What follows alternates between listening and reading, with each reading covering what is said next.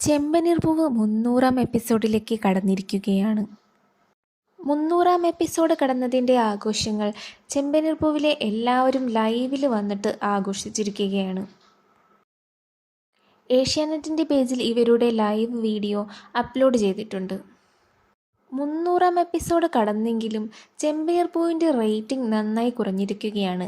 15-നോളം അടുത്തെത്തിയിരുന്ന rating ഇപ്പോൾ 13.6-ലായി ഒതുങ്ങിയിരിക്കുകയാണ്. സച്ചിയുടെ ഫാൻസും story ലൈനും കൊണ്ടാണ് ഇപ്പോൾ ഈ സീരിയൽ നിലനിന്നു പോകുന്നത് തന്നെ. 210-ാം എപ്പിസോഡ് വരെ രേവതി എന്ന കഥാപാത്രമെ അതിമനോഹരമായി ചെയ്തത് നമ്മുടെ ഗോമതി പ്രിയയായിരുന്നു. തുടക്കം മുതലേ നല്ല റേറ്റിംഗ് ഉണ്ടായിരുന്ന സീരിയൽ അത് പിന്നീടും തുടർന്നു. എന്നാൽ ഇപ്പോൾ റേറ്റിംഗ് നന്നായി കുറഞ്ഞു വരികയാണ്.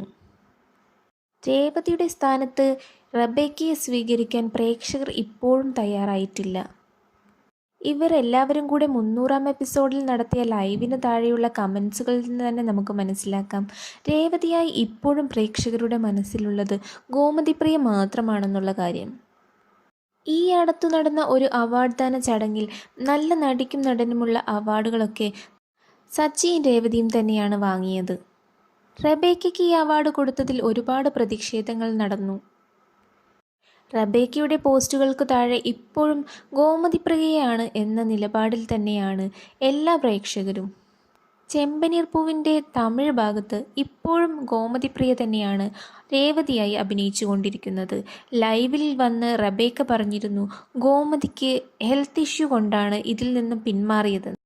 എന്നാൽ യഥാർത്ഥ കാരണം എന്താണെന്ന് ഇപ്പോഴും അണിയറ പ്രവർത്തകർ പുറത്തുവിട്ടിട്ടില്ല.